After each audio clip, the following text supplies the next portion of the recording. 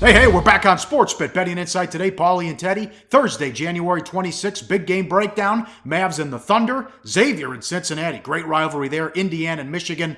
Deep dive. Early look at props. What to do, what not to do. Some advice there and things to consider when making some wagers on these props in faraway places or in Las Vegas. We'll get to that and the play of the day. We'll look to turn it around and snap the losing streak as well. Bad beats, bad bets, bad for the books. Hey, I think it's Moose time here. First time in a while we've had a Moose. Bulls plus 1.5 at home. Led wire to wire, up 10 with less than 3 minutes to go. They lose, Teddy.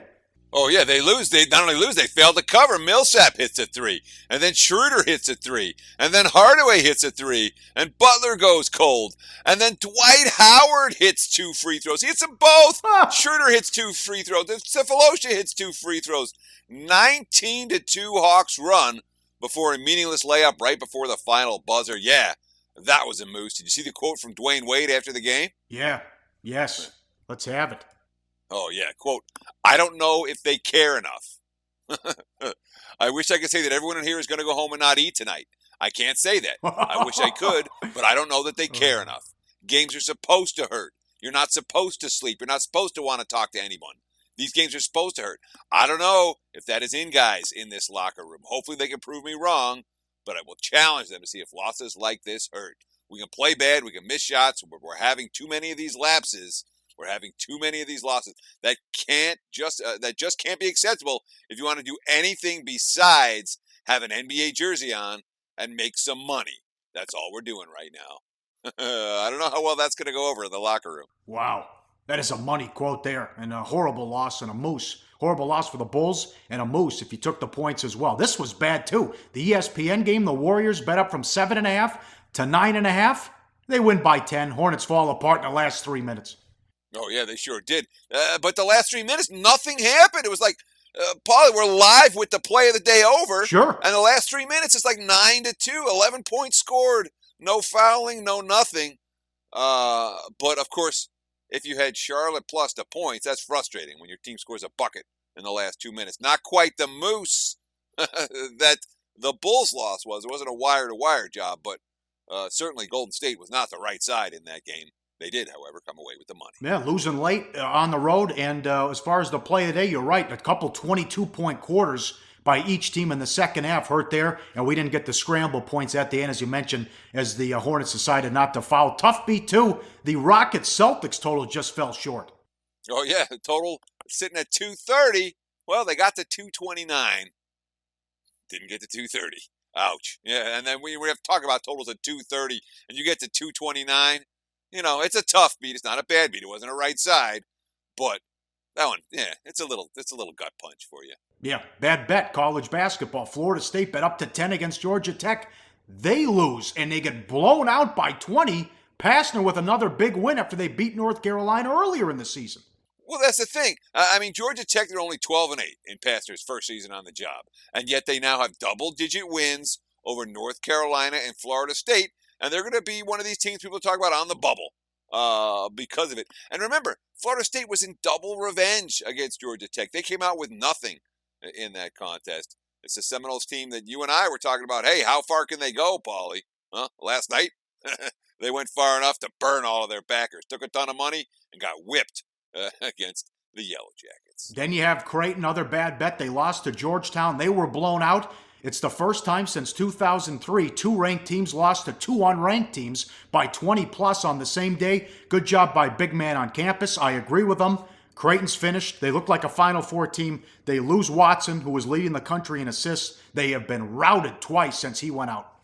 Yeah, and again, from yesterday's deep dive where BMOC pointed out Creighton as being a clear bet against team, certainly that advice, if you took it last night, paid off with a winning wager. Bad for the books. This Brooklyn game was nuts. It looks like they were going to run out Miami. Then Miami had a big run to win the game. And then Dinwiddie, if you missed this, he's like underhand from half court at the buzzer. It goes in and it falls 3 as a result. Oh, yeah, and of course, this is a game where Brooklyn's +4 at the open. They close +2.5. They lose by 3, so all the dog bettors took +4 and +3.5. All the Miami bettors were able to lay 2.5 at post. Dinwiddie's 3 equals middle. Never a good result for the house. when that happened. I can't believe that. He just, like an underhand, like he was bowling, and the thing goes in from half court. If you see that, you got to see what happened there at the end. I can't believe Nothing but net? Nothing, of course, nothing but net. Incredible. The upsets continue. Trust the process. The Sixers do it again. The Bucks were laying 11 at home against Philly. Philly had 72 points at the half, and they get the win against Milwaukee. And, we like the Bucks, but they can't be laying that against the Sixers with or without Embiid. That's the thing. These days of Philly catching 11 against teams like Milwaukee, they should be over. And last night's win from the Sixers may be the end of point spreads like that. There hasn't been a team in the NBA I've raised my power rating on more than Philadelphia over the course of the last 6 weeks or so. And as Philly continues not just to cover these numbers, but to win these games straight up, another big day. If you had a couple of these big underdogs in the money line, like, I don't know, the Sacramento Kings in Cleveland last night. Look at that. Cavs 17 of 34 from the free throw line. LeBron went on the tirade after they lost to the Pelicans, gave up 124 points. They lose at home to Sacramento. And look at this. Another team getting better when Rudy Gay goes away. But there's Tyronn Lue and Griffin had a meeting with LeBron saying, we have enough to win. They didn't get it done in this one. They lose his double-digit chalk. No, I mean, when a team goes 17 of 34 from the free throw line, and it wasn't LeBron. It was 9 of 23 from the guys not named LeBron who were hitting free throws. They started flat. Sacramento took an early lead. The Cavs came out and looked like they were going to going. No, they couldn't sustain it. They didn't have any defensive intensity. It's a problem for Cleveland right now. Let's just call it what it is. This team has been in point spread free fall, and Tyronn Lue, he's struggling to manage the Cavs right now. He really is when it comes to the team ability to respond to the head coach's message. It's not happening in Cleveland. This is a new segment, Viewers' Choice Questions. Guys want to know, is he the worst head coach, Lou, in the history of pro sports to have a championship ring? I will say no, I will go with McCarthy. But this is an organizational failure from the top down. Dan Gilbert has to step in. Certainly the head coach has to step in, although he's not doing it. LeBron James is in his 14th season, Teddy. 6 straight trips to the finals, and yet he leads the league in minutes played. Sure. And LeBron, who has played a fair bit of basketball, who, again, you don't want your star to be your GM and your coach, but you want to listen to what your star has to say about what they need. And when that conversation isn't being heated in private, it becomes public. And when LeBron is saying, we need a playmaker, we need a point guard, somebody's got to listen. If Cleveland wants to win another title this year, someone should listen sooner rather than later. All right, another wacky night in the association. That was a lot of fun. Up next, big game breakdown. We'll start in the NBA with the Mavs and the Thunder. First, look at the props in the deep dive. All that straight ahead on sportsBIT. Betting insight today on SBRpicks.com. Go to SBRodds.com. Browse, compare, and shop live odds available at top online sportsbooks.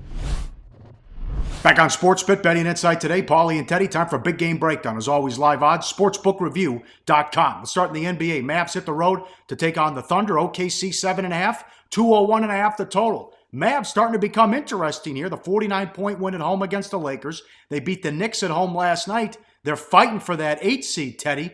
And I know they're only 4 games out, which we'll get to this later in the year, but do you want to tank or do you want to try to get the 8 seed and get embarrassed by the Warriors in the first round?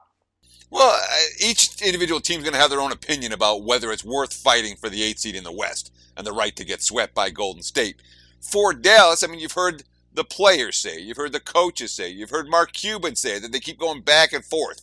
I mean, their poor record is as much about injuries as any other factor, but they're still banged up. I mean, they did get Andrew Bogut back last night. They're going to get Wesley Matthews back at some point in the next few games. Don't know if he's going to be back tonight. Early report says he's doubtful, but J.J. Barea is hurt again. Darren Williams hurt his toe last night. He's very questionable here. You've got guys, Pierre Jackson. This is a second rounder back in 2013. Never made the big show until this year with Dallas. All of a sudden, the last guy off the bench is getting 42 minutes in the last 2 games. 14.6 assists. Now he's supposed to guard Russell Westbrook tonight. Injuries continue to be a problem for the Dallas Mavericks, even with Andrew Bogut back healthy. And, of course, Bogut only 2 points and 4 rebounds off the bench last night. He does help fill out what had been a fairly shallow rotation. And this guy took a lot of abuse last year in the playoffs, and rightfully so, but a guy who was holding his own and stepping up has been Harrison Barnes. Ended a streak of 43 straight games with double digits in the win against the Lakers. They didn't need it because they won by 49. And then he had 23 last night in the win against the Knicks. Bogut only 2 points and 4 rebounds off the bench, but he can help out in the rotation. Now you got OKC. They won at Utah, the Westbrook buzzer beater, 1 second left. And then they won at New Orleans last night. So now, Teddy, back at home, is this streak finally over where they had all these road games and so many different court changes? Well, yeah, they had 14-18 on the road. Now, they did break up the cycle. They got a couple of days, I'd say, at home.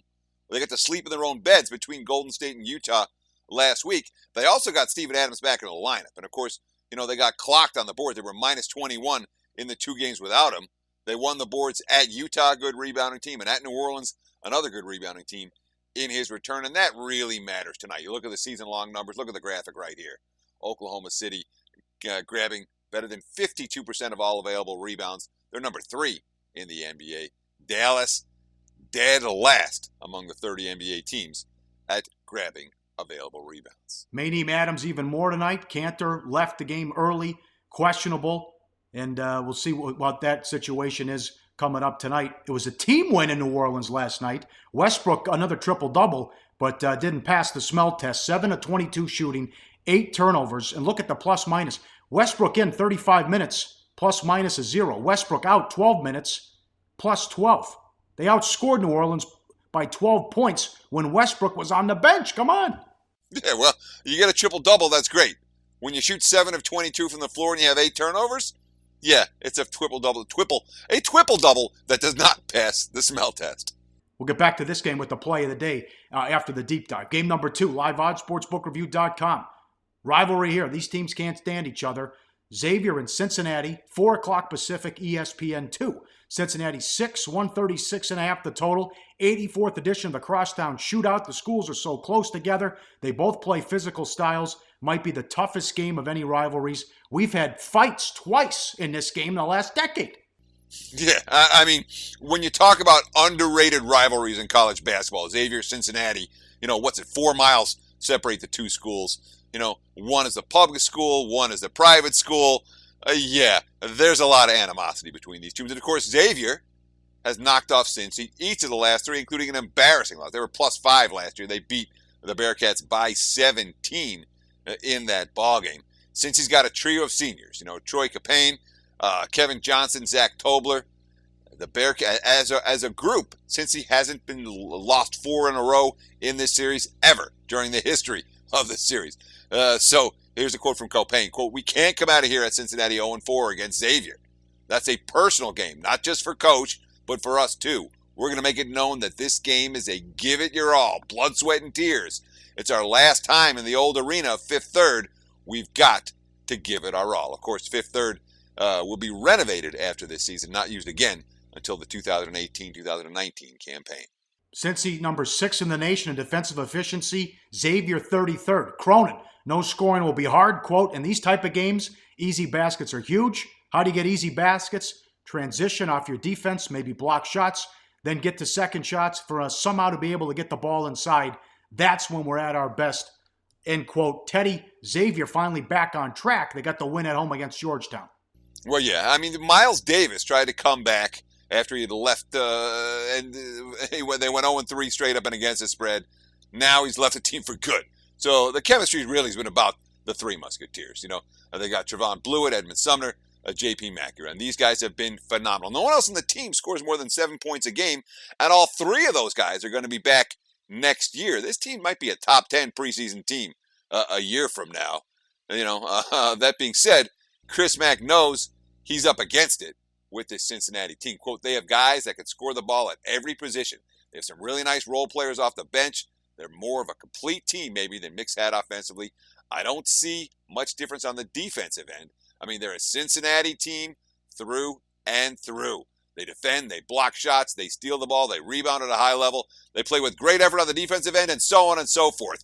The bottom line from Chris Mack and Mick Cronin is This game is going to be a brawl. Should be a lot of fun to watch. I don't think anything comes easy on the offensive end for either of these two. Under? Go under here? That's the only way I could look. That's right. I'm with you on that one. The doubleheader on ESPN2, the final game, live odds, sportsbookreview.com, 6 o'clock Pacific, Indiana and Michigan. Wolverines 3.5, 147.5 the total. Indiana won 80-67, closed the first half on a historic 25-0 run. Then Michigan won 72-69. Remember that Big Ten tournament game in the rematch, plus 7.5. That was a wild game in that one. Indiana opponents, like Michigan in last year's Big Ten tournament, haven't been able to deal with the athleticism. But the big injury there is they lost the big guy. Oh, yeah. Anobi, Anunba. I'm wrecking his name, Pauly. You left it for me. The bottom, Anunoby is out for the season with a knee injury. And, of course, they're also missing Juwan Morgan. A key cog. He was held out of the game against Michigan State. They beat the Spartans at home on Saturday. Anyway, James Blackman went nuts. 33 points, 11 of 16 overall, 6 of 10 from three-point range. But all of a sudden, for Tom Crean, the depth isn't there. The starters played 159 of 200 floor minutes. And you know who was starting in that game? The walk-on, Zach McRoberts. That's Josh McRoberts' brother from the Miami Heat, a guy who played his freshman season at Vermont and transferred out. So he played 32 minutes versus Michigan State. This is a guy who was a walk-on just a couple of weeks ago, or I should say, originally a walk-on for Tom Crean in Indiana. Took one shot, a three-pointer, made it, 5 rebounds, 3 assists, and no turnovers. Crean, quote, he's one of those guys that wants to make teammates better. Sometimes you got to be reminded that he's pretty good too. He's very, very valuable, end quote. Michigan struggling in defense, so that's an understatement, Teddy. They can't guard the three. No, they're number 346 of 351 teams in guarding the three-point line this year. They can't rebound either. Number 269 at getting to the offensive glass. But anytime you got John Beilein on the sideline and a veteran like Zach Irvin on the court, you've got a chance. I mean, this is game number 125 for Irvin under Beilein. He probably knows Beilein's playbook as well as any player ever.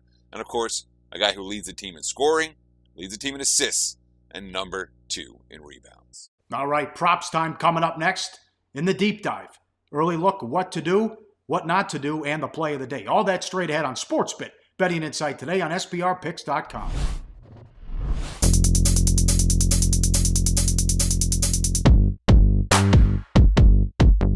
That's right, the 8th annual SBR Forum Bash will be held at the breathtaking all-inclusive Hard Rock Hotel in Punta Cana on Super Bowl weekend. Join Natalie Rydstrom and the Odds Couple as they mingle with SBR pros and have fun under the sun. Stay tuned for video coverage of Bash activities, including a $5,000 poker tournament sponsored by uwager.eu. Only on SBR, your sportsbook authority since 1999. Back on sportsBIT, Betting Insight today, Pauly and Teddy. Time for the deep dive. Had Jay Cornegay on the radio show today, the top man over at the Westgate. One of the biggest nights of the entire sports betting year. The Westgate releases this year going to be 400 props. People love this. It's action every single play. We'll be talking about more of them next week. But a couple things here, Teddy. Number one, things to do, things to avoid, not to do as well. Focus on props that are officially graded, not sportsbook graded. We went through this a couple years ago where, at least it was a big story, with the national anthem where some places had it over and other places graded it an under. Yes. Again, let me rephrase this and repeat this very clearly. Focus on props that are officially graded. That means from the NFL.com website, not sportsbook graded. So you want to know how long's the national anthem going to be? What color is the Gatorade going to be? Will Lady Gaga have a wardrobe malfunction? You're on your own, all right? You're left with the sportsbook grading as they see fit, or how their money flow sees fit. You ever seen a Lady Gaga concert? How the hell do you determine what's a legit wardrobe and what's a malfunction anyway, Pauly? Yeah. Remember a couple of years ago, we had 2 different color Gatorade dumped on the coach. Yup. That was another one, too. The confusion was contagious on that one. And again, these are bets, well, I'll talk about them in a minute, but the type of bets that are not going to be officially graded but are going to be sportsbook graded are going to be the type of bets that, action junkie bets, not legitimate advantage bets. I mean, maybe you have a situation where somebody knows something and there's a legit advantage, but most of the stuff's action. Find action where you can win and where the sportsbook's not going to screw you, because the sportsbook can screw you on these. They really can. Yeah. Number 2, make sure you understand exactly what you're betting on. Oh, yeah. And this is one of the greatest bad beats of all time. This is a moose and a half. All right. So this is back in the day. And a lot of the prop stuff we're going to talk about sometimes is back in the day because there were some remarkable opportunities back in the day.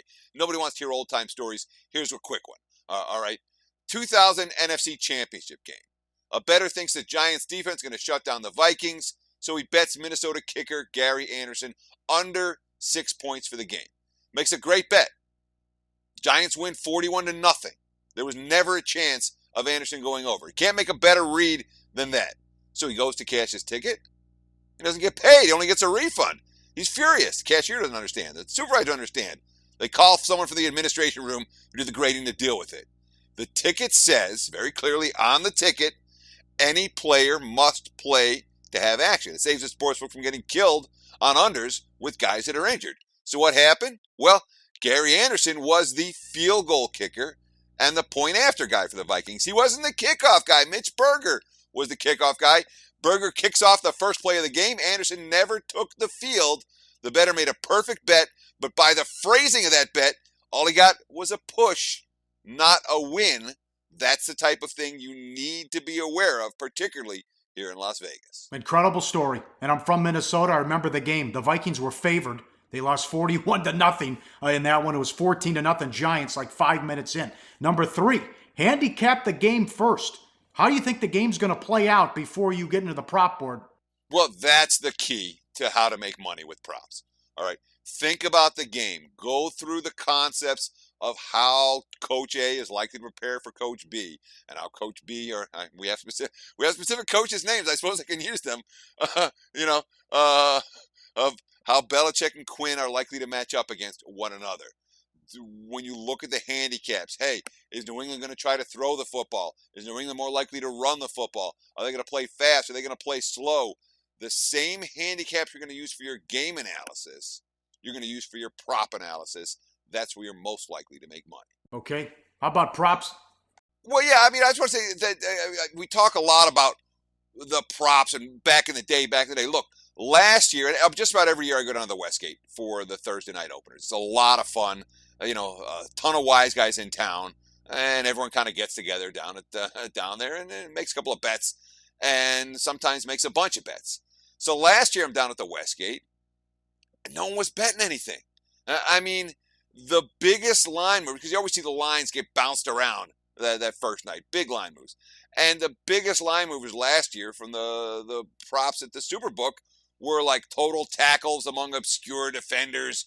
There weren't a whole lot of weak numbers to pounce on. The numbers have gotten better over the years, Pauly. They really have.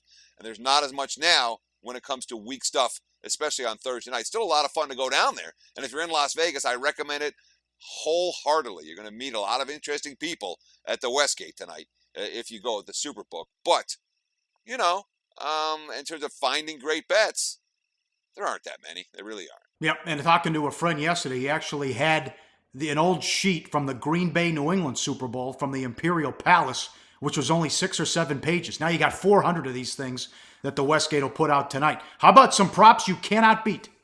Well, look, I got a press release from a bookmaker, from Bet Chris, yesterday. The coin toss, heads minus 103, tails minus 103. No, you can't beat that one. Oh, but it's reduced juice.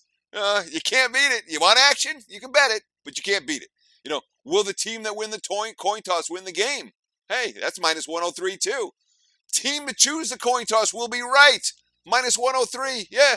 Player calling the coin toss will call heads or tails. Yeah, good luck with those type of props. Again, you need action. You want action. More power to you. Anyone making substantial wagers on those type of bets, that's for fun. It's for action. It's not for building your bankroll. All right. Can't wait to get into this next week on the show. We're going to do 2 segments on the props next week, and we got the game too, which we'll do Thursday as well, Teddy. Can't wait. Looking forward to that. Don't forget the Google Hangout tonight. We do it every Thursday at 8 Pacific. All your questions. So we'll have fun doing that. Remember, every Thursday, be part be a part of that, and let's have some fun there. Money time, play of the day, a rare losing streak. Let's get back on track. Where are we going? Let's go to Oklahoma City. Game number 704, the OKC Thunder, minus 7.5. The Mavs, 0-8 straight up on the second night of back-to-backs. And you know what? Rebounding stats matter. Give me the Thunder, minus the 7.5. That's our play of the day. All right, very good. We finish it out next week. Finish it out tomorrow, rather, with a strong week. Tell your friends, and thanks for watching sportsBIT, betting insight today on SBRpicks.com.